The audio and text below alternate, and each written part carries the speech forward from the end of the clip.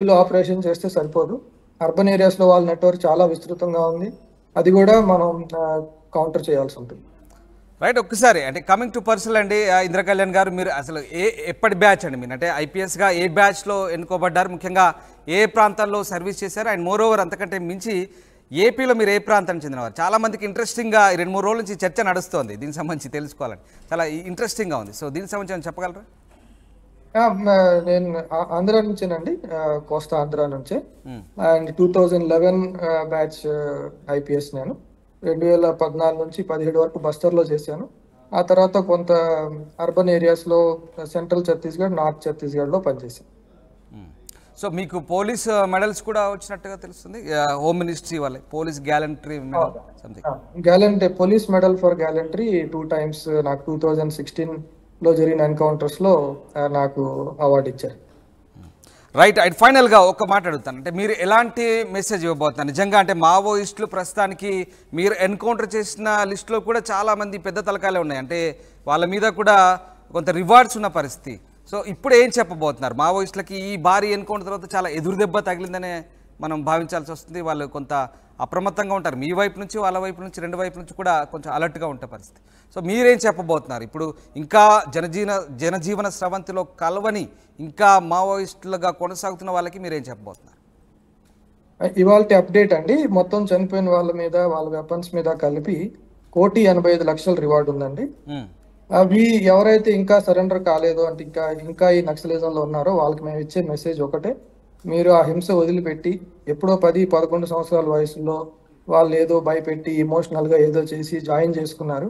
ఇప్పుడు వాళ్ళకి ఒక ఎగ్జిట్ లేక వాళ్ళు కంటిన్యూ అవుతున్నారు. కానీ ఇప్పుడు సమయం అది ఎగ్జిట్ చేసి మెయిన్ స్ట్రీమ్లో జాయిన్ అవ్వడానికి, పీస్ఫుల్గా హ్యాపీగా ఉండడానికి ఇది ఒక మంచి అవకాశం.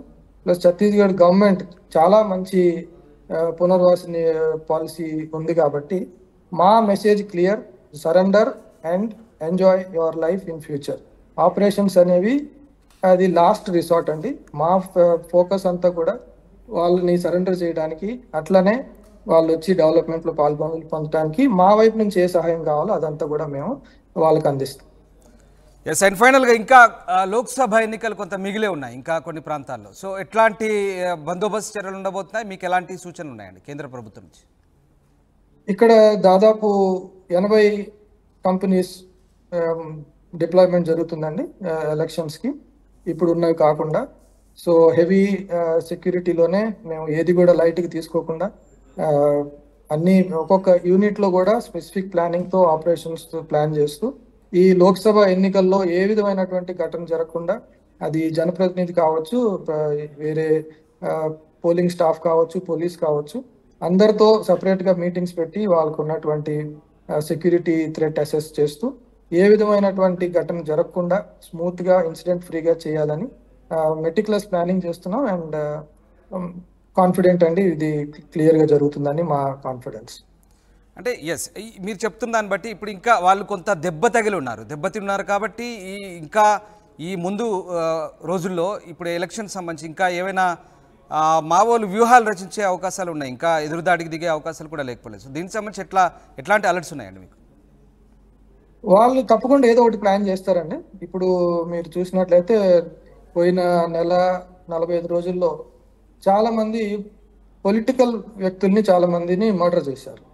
వాళ్ళు ఎక్కడెక్కడ పెళ్లిలో కానీ, ఇంటి దగ్గర కానీ, అట్లా అంటే చిన్న చిన్న లెవెల్ నుంచి కూడా చాలా మంది పొలిటికల్ పర్సన్స్ని వాళ్ళు టార్గెట్ చేశారు. డెఫినెట్గా ఈ ఇన్సిడెంట్ తర్వాత సెక్యూరిటీ ఫోర్సెస్ని టార్గెట్ చేస్తారు. అది కొంత మైనింగ్ ఏరియాస్ కావచ్చు, లేకపోతే పొలిటికల్ కావచ్చు, పోలీస్ కావచ్చు, ఎవరో ఒకరిని డెఫినెట్గా వాళ్ళు టార్గెట్ చేయడానికి ట్రై చేస్తారు. అంటే దాని గురించి కూడా మేము క్షుణ్ణంగా అనాలిసిస్ చేసి ఎవరికి ఏ విధమైన సెక్యూరిటీ ఇవ్వాలి, ఏ ఏరియాస్లో ఎటువంటి ప్లాన్ చేయాలి అనేది హై లెవెల్ మానిటరింగ్లో చాలా క్షుణ్ణంగా పరిశీలించి ప్లాన్ చేస్తున్నాం. And we are ready to counter that. And yes, of course ఒక కీలకమైన ఆరోపణ చేశారు మావోయిస్టులు. డ్రోన్ బాంబులు వేస్తున్నారు, మమ్మల్ని గుర్తించి డ్రోన్స్ ద్వారా అటాక్ చేస్తున్నారు అని చెప్తున్నారు. ఓవరాల్గా ఇవంతా కూడా ఒక ఫేక్ ఎన్కౌంటర్, జ్యుడిషియల్ ఎంక్వైరీకి సిద్ధమేనా అంటూ మావోయిస్టులు విసురుతున్నటువంటి ఛాలెంజ్కి మీరేం చెప్తారు చివరిగా? ఎంక్వైరీ అనేది ఎంక్వైరీ అనేది అది గవర్నమెంట్ లెవెల్ డెసిషన్ అండి. ఏ ఎంక్వైరీ ఎవరు చేసినప్పటికీ అందులో నిజం బయటకు వస్తుంది. మాకు ఏ విధమైనటువంటి భయం లేదు. ఎవరితోనన్నా ఎంక్వైరీ చేయించండి. ఈ ఆరోపణలు కేవలం ప్రోపగాండా తప్ప, వాళ్ళు దెబ్బతిన్నారు కాబట్టి అది ఉక్రోషంతో చేసే ఆరోపణ తప్ప అందులో నిజం లేదనే విషయం వాళ్ళకి తెలుసు. అండ్ ఇది ఫ్యూచర్ చాలా త్వరగా ఇది మొత్తం వాళ్ళు కూడా యాక్సెప్ట్ చేసేటువంటి పరిస్థితి ఏర్పడుతుంది.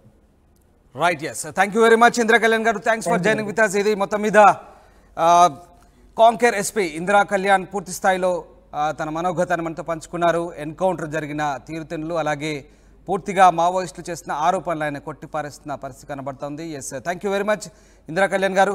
ఎస్, ఇది మొత్తం మీద 3 రోజుల కిందట ఛత్తీస్గఢ్ జిల్లా కాంకేర్లో భారీ ఎన్కౌంటర్ అయితే జరిగింది. 29 మంది మావోయిస్టులను భద్రతా బలగాలు హతమార్చాయి. అయితే 12 మంది మాత్రమే చనిపోతే మిగిలిన 17 మంది